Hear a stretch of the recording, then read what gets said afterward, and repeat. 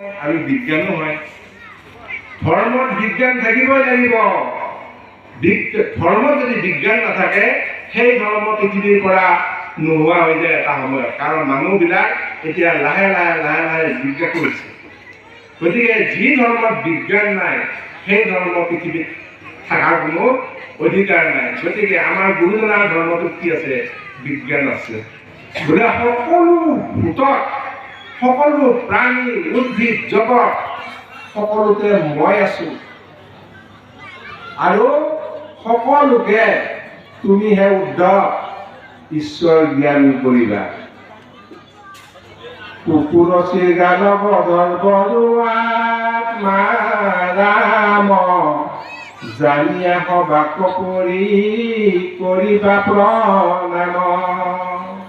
তিনিটা জন্তুৰে নাম দিলে, তিনিটা প্ৰাণীৰ নাম দিলে, কিন্তু এই তিনিটা প্ৰাণী দ্বাৰা সমস্ত প্ৰাণীক তাৰমানে সামৰি লৈছে যে সকলোৰে আত্মা হ'ল ঈশ্বৰ আৰু সকলোকে প্ৰণাম কৰিবা। এই প্ৰণামটো বিভিন্ন ধৰণৰ হ'ব পাৰে। কুকুৰ এটা ঠেঙত ধৰি আমি প্ৰণাম কৰিব গ'লে সি কামুৰি দিব, কিন্তু সেই প্ৰণামটো হৈছে আমি অন্তৰৰ মৰম, স্নেহ, দয়া, কৰুণাৰে আমি প্ৰণাম কৰিব লাগিব। সমস্ত প্ৰাণীক আমি কৰুণা দয়াৰে প্ৰণাম কৰিব লাগিব। আমি কি কৰি আছো এতিয়া? গুৰুজনাটো কৈ গ'ল ভগৱতী এইটো বস্তু, কিন্তু আমি এতিয়া আমাৰ ব্যৱহাৰিক জীৱনত আমি এইটো কৰিছোনে বাৰু? হয়তো কৰিছো, কেইজনমানে কৰিছো, কিন্তু সকলোৱে পাৰা নাই। নপৰা সকলেও কিন্তু অভ্যাস এৰি নিদিব, কাৰণ এইটো কৰিবা অভ্যাসত তুমি স্থিৰ কৰি মতি। এই যে মতি স্থিৰ কৰিব লাগে, এইটোতো বহুত কথা আছে আকৌ। গতিকে এৰাম বিশেষত মনুষ্য মত যিটো নৰে বিষ্ণু বুদ্ধি কৰি সৰ্বত্ৰে মান্য কৰে। আমি কীট পতংগ যত জীৱ জংগম কীট পতংগম অগণ জগতে গায়া আমি জানিলো, কিন্তু সকলোৰে প্ৰতি আমাৰ অহিংসা ভাৱটো আনিবৰ কাৰণে আমাক সময় লাগিব। গতিকে আমি 1-2 কৰি যাব লাগিব। গতিকে গুৰুজনে আমাক পৰামৰ্শ দিছে যে প্ৰথমতে মানুহকেই ঈশ্বৰ বুদ্ধি জ্ঞান কৰা।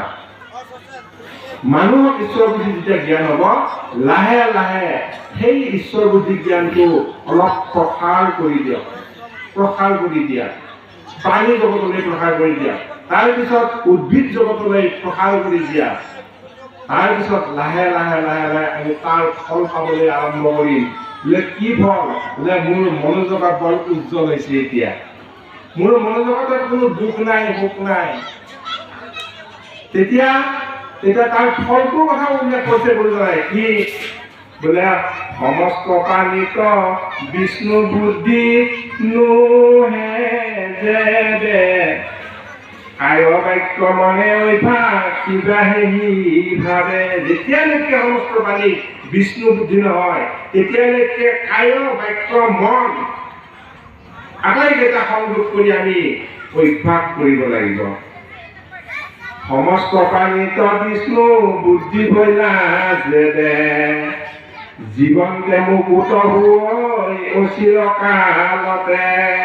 যেতিয়া মই ব্ৰহ্মময় দেখে যিটো সমস্ত জগত জীৱনতে মুকুত হৈ অচিৰকালত। কি ক'লে? যেতিয়া মোৰ চকুৰে, মোৰ হৃদয়েৰে গোটেই জগতখনক মই ব্ৰহ্মময় দেখিম, তেতিয়া মই এই জীয়াই থাকোঁতেই মুকুতি লাভ কৰিম। গুৰুজনাই ক'বলৈ আমাক জীয়াই থাকোঁতেই মুকুতি। আমিতো মৰাৰ পিছতহে মুকুতিৰ কথা পাওঁ। আমি মৰাৰ পিছত আমি মুকুতি পাওঁ নে কি হয় আমি কিন্তু ক'ব নোৱাৰিম, কিন্তু আমি এই মুকুতিৰ হোৱাত আমি আমাৰ এই জীৱনতেই পাব লাগিব। মুকুতিটো কি বস্তু? আমি এই জীৱনত আমি লৈ যাব পাৰিব লাগিব। গতিকে হে বাবন্ধৱ আই মাতৃ সমস্ত, আহকচোন আমি সকলোৱে এই জীৱনতেই প্ৰভু ভগৱন্ত আমাৰ গুৰুজনাই কৈ যোৱা মুকুতিৰ হোৱাত আমি ল'বলৈ যত্ন কৰোঁ।